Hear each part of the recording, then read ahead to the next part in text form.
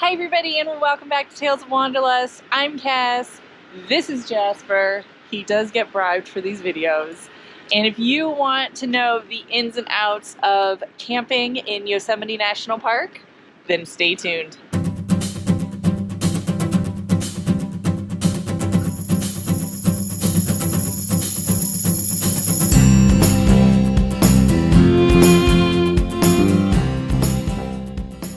Thankfully, I checked just for alerts because originally I did plan on coming in through the east side of the park, but that road across is closed. So I did have to come in from the west side. That added about 2 hours of driving.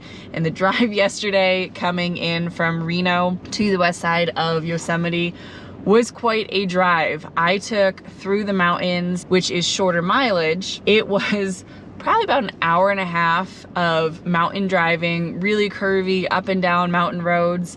Then I got into the back country, which they were still really windy roads. They were super narrow, really in rough shape. The whole trailer, everything got tossed around a lot. Thankfully, no damage or anything like that, but it was a really rough 4.5 hour drive. The route along 80, I have no idea what it's like because I didn't do it, but it does look like a main highway. So I would go that way through Sacramento if I ever did this again and I was towing. We arrived at Yosemite right before nightfall and were heading towards a boondocking spot that said it was open during the winter time. But when we arrived, there were gates across the road and everything was closed. I knew there was a Thousand Trails RV park about 5 miles up the road. Since it was dark, I turned around and headed for the RV park, hoping we could find a site. Upon checking in, I learned that most of the campground was empty, so we easily got a campsite, and then the next morning got up nice and early and headed into the park. So when I initially started planning my Yosemite trip, I looked at the campgrounds in Yosemite and I thought I had checked all of them, and they said they were either closed for the season or there was one that wasn't going to open until 2023. But coming through here now, I see that there are a bunch of RVs down here. So I stopped at the ranger station to see what was going on, and the Upper Pines campground is open year-round. You have to make reservations at recreation.gov, and they are currently full.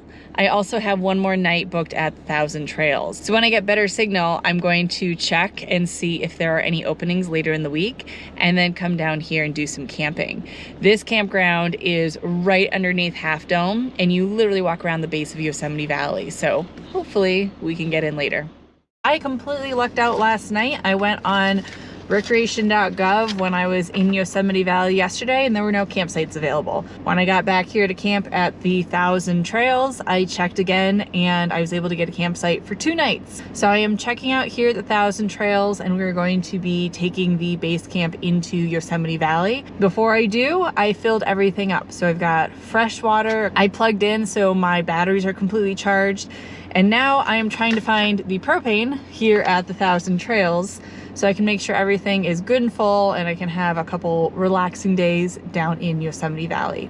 There is a dump station down there, but I find it so much easier to be completely full and then just be able to pull into the campsite and not have to worry about a thing. All right, so we got in with the America the Beautiful Pass. So I always buy the annual National Park Pass because it usually pays itself off for me within 2 or 3 days. It's $80, whereas getting to the park is $35 itself. I also did not prepare and I didn't stock up on groceries as I should have before I came into the national park. So I stopped at the gas station before entering because there's a grocery store there, and I bought some bread so I could make sandwiches.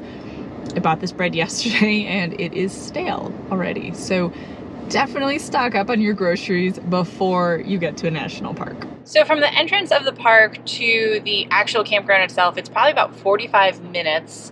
The roads aren't too bad. The worst road for towing up actually is pre-entrance. I didn't film it coming up, but you are on the side of the cliff, very few guardrails, and it is quite tight. So that was a fun one with the camper. And then heading down into the valley itself, it is pretty narrow. There are several tunnels. I think the lowest of them is about 10.5 feet. But in the meantime, I'm going to enjoy this drive into Yosemite Valley. You drive through a variety of forests, so part of them have burned, some of them are not. And then it starts opening up and you can see Half Dome. It is an absolutely gorgeous drive. Now in terms of weather, I completely lucked out. It has been mid-50s and sunny during the day, about 30 degrees at night. There was A little bit of flurries yesterday, but nothing that actually accumulated. So the roads in and out of Yosemite have been completely dry other than a couple of minor spots. No four-wheel drive has been needed, and on the website it does say that you have to carry snow chains with you in the winter. So I do have them. I carry those with me all the time when I travel in the winter, but absolutely no need for them on this trip. But you can see there's remnants of a lot of snow, and they can definitely get a lot of snow up here. So taking the weather into account for your trip plans is definitely something to keep in mind. So they are doing prescribed burns through here, and that is weird. As I was driving by it with my window rolled down, I could feel the heat coming off of the fire.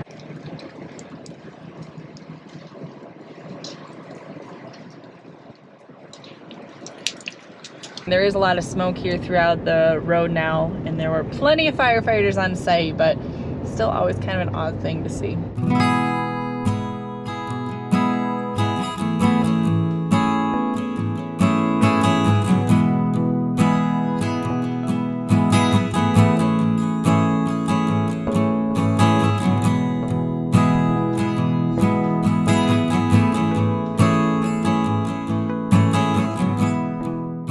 We are here, but there's no sun at all. So you can see out in the distance that it is a bright, beautiful, sunny day, but there is so much tree cover in this campground that it is cold and it is shady. So in the summer that would be amazing, but here in the winter time, I prefer a little bit more sun.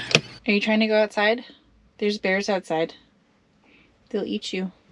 What's up, buds? When we checked into the ranger station, he said that leaving food inside the trailer is completely fine, but the bears around here, not all of them hibernate, so I cannot leave any food at all in the truck, and I can't leave any of the windows open because they don't want any of the scent of the food from inside going outside. So, bear country.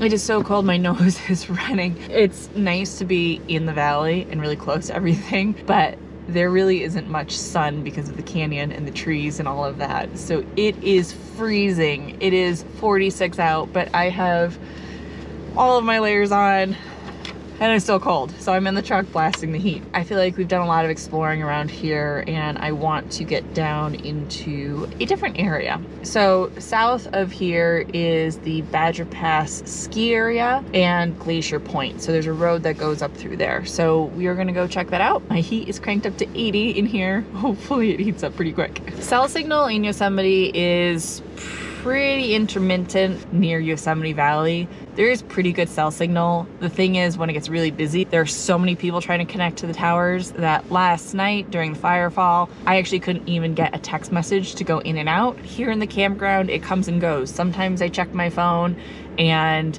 there is zero signal. Other times I have 2 bars of LTE. So I'm carrying my Garmin with me, which is a satellite communication device. So just in case I need help when I'm out of signal, this stays with me in the truck. Up at the Thousand Trails camp, there was actually 0 signal, but they had Wi-Fi that you could buy. The first night I was there, it didn't work at all. You couldn't even log in for it. The second night I was there, I could log in. It was $6 for the day or $16 for the week, which I didn't think was too bad.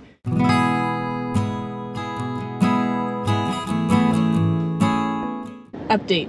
I just looked at the map and Glacier Point Road is a summer only road. It is closed in November. And I also looked online because there's cell signal way up here and it is also going to be closed in 2022 due to construction. So no Glacier Point for me. It is a view down into the valley. You see Half Dome and everything from a much higher elevation point. So the pictures look gorgeous, but I'm going to have to save that for the next time I'm in Yosemite. We came up here, we saw a tunnel view. Tunnel view was beautiful. You can see down in the valley. So Jasper and I are going to head back down and do some walking around.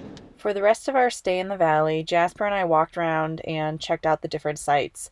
It's an extremely dog-friendly place, so he was able to go most places with me.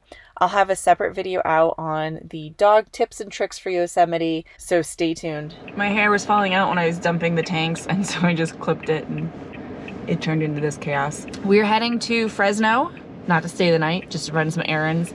And there are 3 different routes out of here. According to Google, Route 140 is the least mountainous or treacherous. It is the suggested route for RVs and larger vehicles. So that is what we're gonna take. Bye Yosemite, it's been fun. I will return when there isn't snow on the trails and I can do some more hiking. This was actually a really great place for Jasper and I to hang out. I wanted to do some hiking, but a lot of the trails still have ice and snow on them, so they recommend having micro spikes. And I forgot to bring mine along. So I didn't want to risk it, and instead I just spent time with Jasper hiking around the valley. Another reason I took this route is it had the closest gas station, and I am on empty. So glad we made it. 140 out of Yosemite was a really easy and beautiful road.